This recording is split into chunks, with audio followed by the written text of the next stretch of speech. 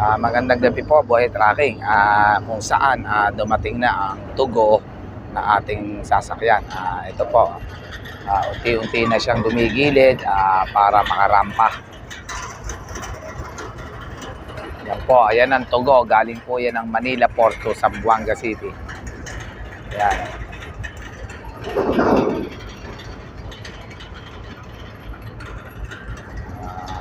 Pagkababa po niya at na-empty na, lahat naman po ng sasakay ng papuntang Maynila. Yan, kabilang po si Buhay Tracking dyan. Sasakay tayo mamaya. Pero uubusin po muna yung mga sakay na yan, lalo na yung mga container na sakay nila.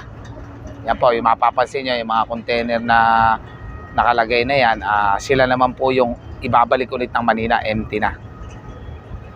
Palitan lang po yan. Pagdating naman po ng Port of Manila, magkakarga naman sila. Yan, naghihintay na po yung mga truck na pasakay na papuntang Manila. Meron daw po ulit tayo Buhay Tracking na makakasabay na mga 10-wheeler wing van na puno ng mangustin na galing ng Tawi-Tawi, Ulo-Sulo. Yan po, panoorin po natin ang pagdadaking o pagpaparada ng barko para makababa. Yan, shoutout po sa lahat ng crew at nagiting na kapitan ng tugo. Yan, maligayang pagdating, ingat sa paglalakbay. Yan po, yan din ang dati natin sinakyan ng tugo, St. Michael Arcangel. Yan po, ganyan po kahaba at kalaki ang tugo.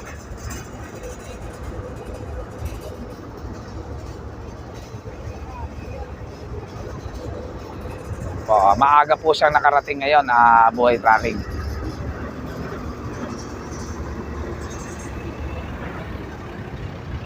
Wala pa pong alas 9 ng gabi, dumating na rito. Yan po, arrival ng tugo.